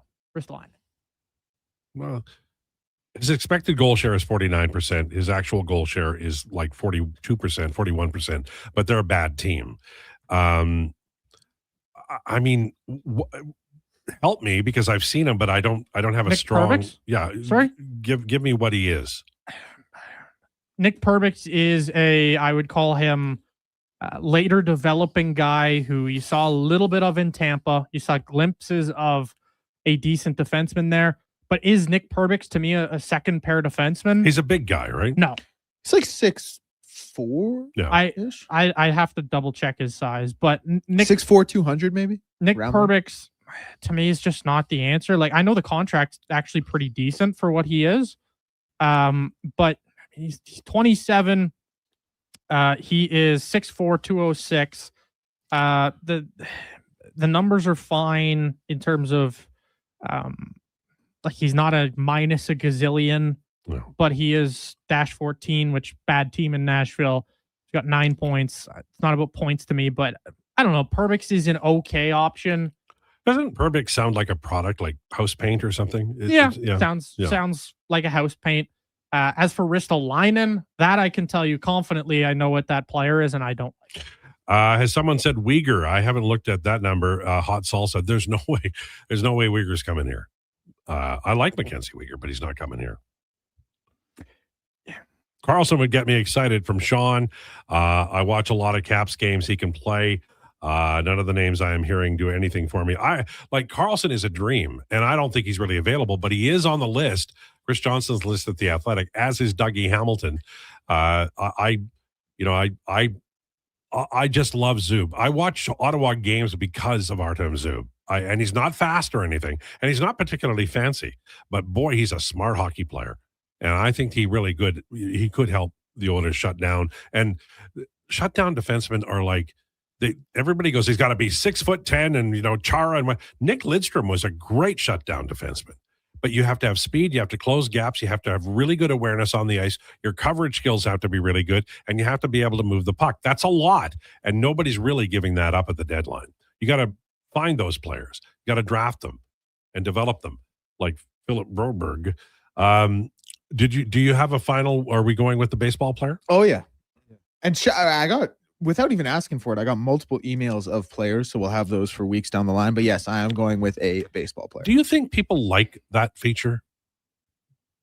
What, the email in their own? No. Do they like listening to "Hi, my name is"? Like, is it like, maybe we could ask people, do you love it? Do you love it like you love your family? Do you love it like you like Coco? Because that's the benchmark of what we do here. Sure. That's why we bring Donovan in on Tuesday, because people say, I need to be riled up and angry to the point where I'm enraged once a week. So we bring him in on Tuesday. How many people have you responded to on the text line today? You know what? I think only about 3. And how many were nice comments? Actually, I think all of them were nice comments. According to you. No, I genuinely, I think all of them were kind of nice comments. I think you did kind of explode on a guy about puck moving defenseman on Team Canada, but that was also me and him a little bit of a misunderstanding. He was making a bit of a joke, and I didn't really explode. I just didn't understand what he was saying. See, I think you're parsing words and you're kind of framing it in a certain way, and I think we all know you're wrong. Could you tell us that time? What did you say to the guy a few weeks ago? He said, I'm out. I'm done with you. I can't take it anymore. And then you, Captain Happy, always making things better, Donovan. That should be your motto. Donovan, always making things better, Paulson. What did you text back? Oh God. Was it, have a nice day, you miserable prick. Yeah. That's a real friend getter, eh? Something along the lines of that. That's the kind of thing we like. Well, my biggest thing is Donovan doesn't sign his name all the time. I do DP almost always. Okay. Almost always. Almost never, dude. Yeah, I was gonna say. You can look back to this propane pimp text. I signed my second one DP. Oh. I like sometimes you start dear ass hat and stuff like that. I don't start with dear ass. Just a friend getter. You're a friendly guy, and it comes through on the text line. I don't need friends. I need fans. Yeah. That was an Emma Roberts line. From having Scream said that, 4. if you review elite ball knowledge, if you review the history of successful sports talk radio hosts, Donovan's doing it right. I'm sorry, but he is. I mean. He's going to get his car keyed a lot, but he's doing it right. He's Michael Scott. I want them to be afraid of how much they love me.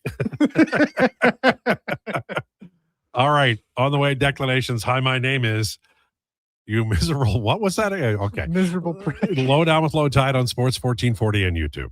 Bringing every project to life requires the right team. By joining the Japa Machinery Group service or sales teams, you can be part of setting a new industry standard. Celebrating a legacy of excellence with Japa. Learn more at japamachinery.com. Mr. Reuter gets a colonoscopy. All right, Mr. Reuter, just relax. We're almost finished. Now, what am I looking at on the screen? That's your large intestine. Wow, the pipes of the human body. Incredible. This is just like when we use a camera for sewer inspection, except you probably don't find tree roots. You'd be surprised what we find. You know, once I found a bunch of Hot Wheels. Hey, me too. For a plumber who values healthy pipes, call Mr. Reuter. You see it? Fusion Promo Marketing can make it. Fusion makes high-quality, memorable promotional products for businesses, sports teams, and corporate events. From vision to reality, get noticed and remembered. Fusion with a Z. Promomarketing.ca. Every goal, every Selly.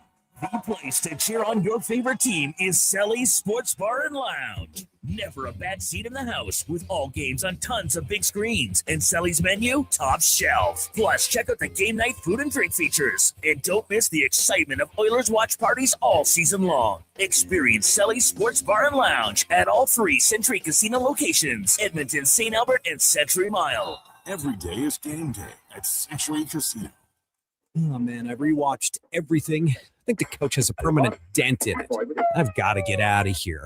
Feeling a little cooped up? Break free from cabin fever with a new ride from Nisku Ford. This February, the open road is calling. Answer it in a brand new Ford and get interest rates as low as 0% or rebates up to $8,500. It's the perfect excuse to escape the house and rediscover the joy of driving. Your adventure starts at Nisku Ford. See our inventory today at niskuford.ca. Above expectations.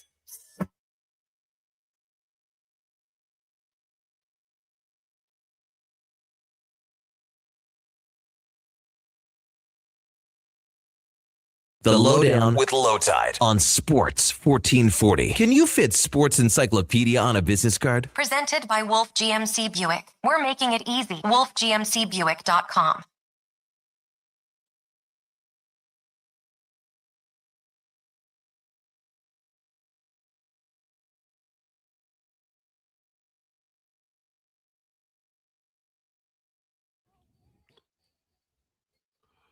It's the Lowdown on Sports 1440, 9 to 5. Great movie. You're looking for another Lily Tomlin movie. Nashville is a great, fabulous all-time movie. And make sure at some point before the start of spring, you take time to watch The Outlaw Josie Wales, featuring Clint Eastwood and great Canadian actor John Vernon. I thought you said spring has already started, Lowetide. I meant official. You hear the anger in his voice? I do hear the anger, and he's right. You're a fraud. Fraud. Listen, spring is here. I reject the signals that I just sent now. Spring is here, and it's been here for a long time. It is time for Declinations, brought to you by Elks Nation. That whole chanting of fraud was too well done. It's like you're prepared. Check out the new website, elksnation.ca, article, podcast, and more, breaking down the green and gold, most in-depth double E football coverage online, elksnation.ca. Can't wait. When's the draft coverage start? Probably never. No, probably mid to late April. And when's the draft? May. Yeah. Is it May or is it April? Let me check the exact date. They don't give you the exact date in the CFL. No, they don't. That's why they can't get TV time. April 28th. Okay, late April. So you got to, get a wiggle on to get, I want mock drafts. Yeah, we can do that. I want some shocking information like Ron Lancaster Jr. Combine's here in Edmonton. So it'll be fun. That combine is pretty wild. They got some good numbers. Anyway, okay. It's time for Declinations. Hi, my name is. All right. Here we go. I got to turn off the caboose here. Okay, yep. Baseball player, retired baseball player. Okay. My wheelhouse. Clue number 1. I played for one team. Okay. Oh, wow. Mickey Mantle. Your name is not Mickey Mantle. Yogi Berra. Your name is not Yogi Berra. Little one-team wonder here. Hi, my name is Chipper Jones. Your name is not Chipper Jones. Braves? Yeah. What about McKenzie? Yeah, oh yeah, I'm waiting. No. My baseball knowledge is very limited. So is mine. We're probably on the same level. Blue Jays and a little bit of Phillies. And we got to get you on the Reds train, but that's okay. Maybe. There's this guy named Ellie De La Cruz, and he is sick. You want to hazard a guess, or should I next clue? Yeah, you can keep going. All right. In my first full season, he actually only played 162 once, but in my first basically full season, 58 home runs. Wowzers! Damn. In his first full season? Basically full season. I think he played a little shy of 162 that year. Jesus. Mark McGuire? Your name is not Mark McGuire. It's also multiple teams there. Yeah. McGuire. Man. 58 nukes. How many is Did he play for I'm nervous you guys are going to get this. I don't early. remember if he played. It for is multiple 140 on the dot. I'll just fire away. Hi, my name is Sammy Sosa. No, your name is not Sammy Sosa. I don't know. Hi, my name is Barry Bonds. I can't even remember. No, Oh wait, no, he's a multiple he's a teams, yeah. two-team guy. Two-teamer. That's Yep. my And bad. like San two Francisco. Hall of Fame careers on Oh, Pittsburgh. just so and good. San Hey, well, Francisco. juiced and non-juiced. Yeah. Mac. I got nothing. All right. Clue number 3. I don't know why I'm giving you guys all this. My career batting average 258, OBP 343, slugging percentage 515, and OPS 859. So 859 OPS leads me to believe that he had that one really dominant homer season and then never really came all that close to it again. But 58 in his first full year. That's what's getting me. Maybe he's a roids guy. Oh. Or maybe he's just one of those guys who came in with like juice ball year. Because that's been known to happen. But 58 is such a monumental number. It is a monumental number. It's just who would have hit 58 home runs in a year everybody was hitting home runs? So like Sosa and McGuire going crazy as an example. Yeah. And then we forgot about him. Like, I mean, this might be a bad guess, but hi, my name is Jose Canseco. Your name is not Canseco. One team. I'm just thinking juiced guys right now. Maybe I'm on the wrong train of thought. Josh? Hi, my name is Brady Anderson. Your name is not Brady Anderson. Damn it. Clue number 4. I was a 3-time All-Star. So not a great career because he's hit 58 and then he must have struck out a ton. Kingman played for 5,000 teams. Fielder played for a bunch of teams. It could be Fielder. But he played for more than one team. Yeah, sorry, he did. Yeah, you're right. No. And I was thinking his name Josh Hamilton, but he played for multiple teams. Yeah. Because that would have maybe kind of sort of tracked a little bit, but the multiple teams thing, nope. George Foster played for more than one team. Could this be like an old Pittsburgh Pirate? Like a Dave Parker? No, Parker played for Cincinnati and the Pirates and somebody else. Just while you guys are talking, the Pistons last night shot 38.7% when contested by Wemby. Just dumb. Ralph Kiner would have hit Is a that just bunch of on the home TV? runs, but Yeah. he hit a bunch of home runs every year. Matt, Damn. Yeah. Okay. I'm good for another clue, actually. Yeah. Hi, me my too. name is Shoeless Joe Jackson. Your name is not Shoeless Joe Jackson. I You didn't guys think all. so. Oh, Hack Wilson. Your name is not Hack Wilson. Okay. Clue number 4. No, clue number 5. Sorry. I took an extra turn. I have the most. Oh yeah, you did. That's a penalty. I should skip a clue here. No, he have- has to skip. Okay, I won't say anything.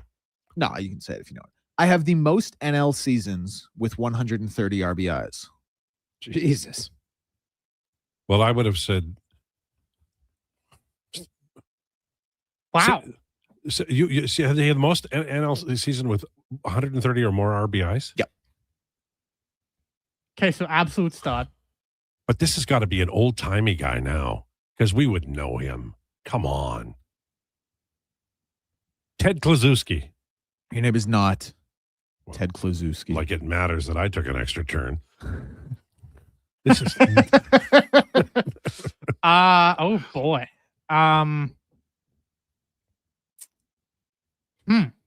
So this is an NL guy, presumably, well, actually his entirety of his career, because he's a one-team wonder. So he's an NL guy the entirety of his career. Yeah. Wow. And he was only an All-Star 3 times. Mm-hmm. Oh yeah, Mac. We don't use the text line or the internet for this game. I don't know if we've. She's gone not over- on Yeah, there. I She's We've on, gone over she's the on Rose Twitter. rules before. She's playing cribbage online. I You can remember- tweet her at Mac McLennan. I remember one time Liam was on the text line during this game, and he was like, I don't know. Is it? I guess is it correct answer? And we're like, yeah, it is. I am not a cheater. Shout out my I guy, though. promise. Man, I still got nothing here. All right, you guys want clue number 6? Give it to me. I didn't turn the mic off when I coughed. I apologize. 1 World Series ring. So 1 World Series ring is a tell. I'll have some bonus clues for you guys as well if you make it through all the way through 7.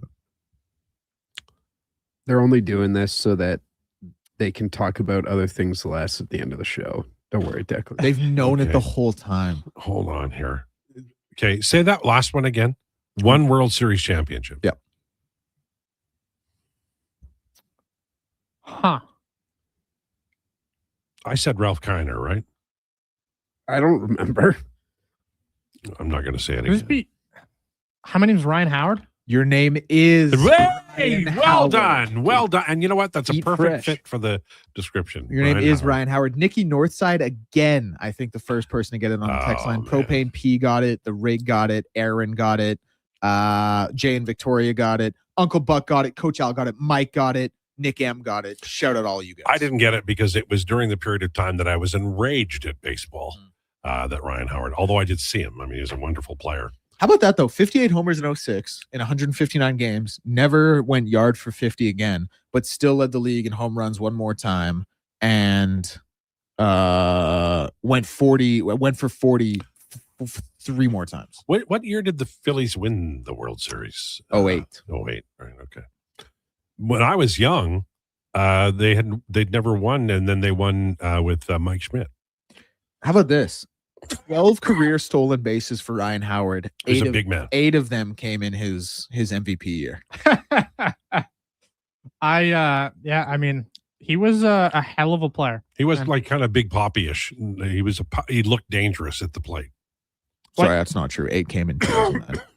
You look at the thing about Ryan Howard and the thing about some of these sluggers, man, is you look at those like final career WAR totals, and despite the numbers that they were able to put up with the home runs and stuff, just how bad they are defensively really affects their Hall of Fame cases. Yeah, but it's good that the defense is considered, right?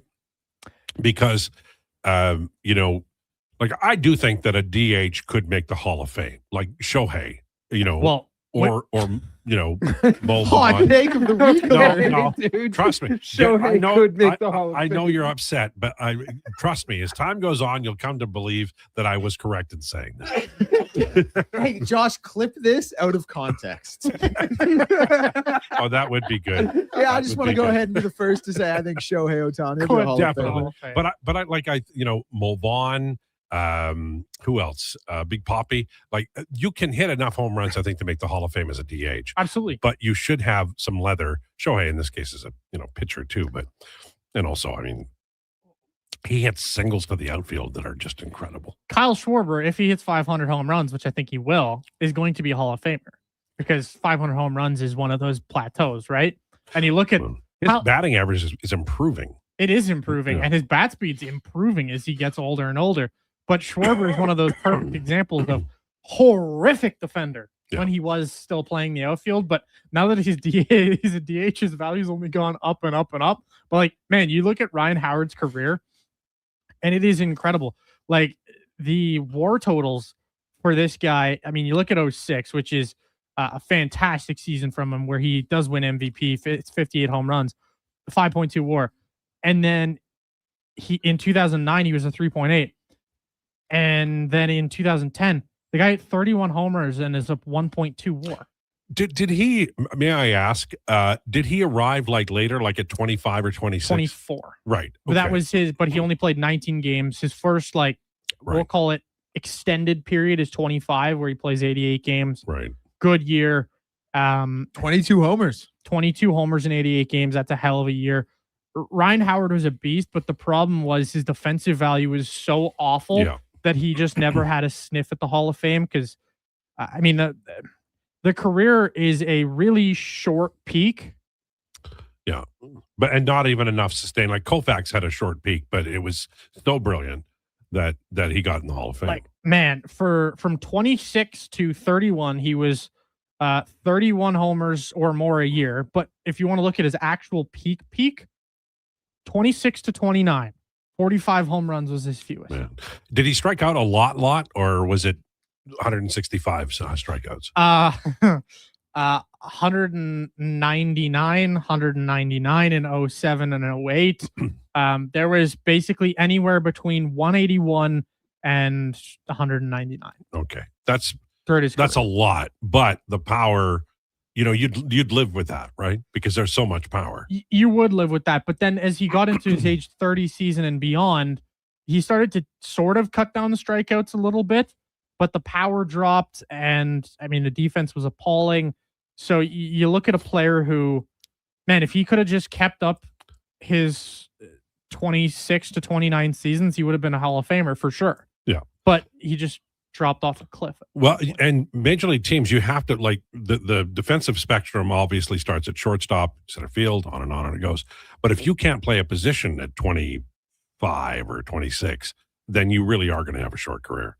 That's a tough one. Steve Balboni could barely play first base, but he could play first base. There's a lot of guys like Ryan Howard, though. Yeah. Where you look at them and think, I mean, franchise icon for sure in Ryan Howard. Like, synonymous with the Phillies. You've got to think of Howard with the Phillies, but you look at his career as a whole and think, what could have been? Yeah. And that Dalton, Kruk, that was an interesting, say, 15 years in Philly. Yep. And I mean, you look at a guy like his teammate in Jimmy Rollins, and you think about kind of the polar opposite, right? Of Ryan Howard, where there's a guy who, I mean, the power was never even remotely there. I mean, he did have 130 homer season, but you look at the extended career of a guy like Jimmy Rollins, and you are never left with what could have been. Yeah. It was just Mr. Consistency. Yeah, and there's two ways I think to make the Hall of Fame, and one of them is just to have a unbelievable career that gets you Hank Aaron, 40 home runs a year from the time he was 20 to 44 or whatever it was. Excuse me. That 09 team was interesting because, like, the lineup was Howard, Utley, wonderful player, Rollins, Feliz. Where was Roland by then? Jimmy Rollins was in. No, I meant Scott Roland. Oh, sorry, Scott Roland. Scott. Oh boy, where was Scott Roland? He was just a suitcase because nobody liked him. He was might have been in the Cardinals, but they. I'm not going to say they had better teams, but 09, he was in Toronto and Cincinnati. Okay, there you go. Their pitching staff, Blanton Hamels was 25, had 10 wins. Happ had a really good year for them. Jamie Moyer was 46 years old, and he was pitching, and he won 12 games for that team. That's wild stuff, man. That 09 Philly, those Phillies teams of that era were so good. Yeah, they were fun. They were fantastic. You look back at those teams and think to yourselves, my God, they were loaded. They were consistent World Series contenders. They just couldn't get over the hump more than once. They were always a fun team. When I really followed baseball closely as a very young person, they had Mike Schmidt, and they had an outfielder named Vaughn Hayes. Man, I loved Vaughn Hayes. They got him from Cleveland for like 17 players, and he was just his swing was gorgeous. It just was. All right. I'll reenact it for you. Pedro Martinez, that Phillies team. Yeah. All right. Thanks so much. Jason Gregor on the way. We're back tomorrow. We'll have Kevin McCurdy and more. Please enjoy your day. This is a Sports 1440 update. Brought to you by Sean Cunningham of Remax Real Estate. Get the home team advantage for your next move in the Edmonton area.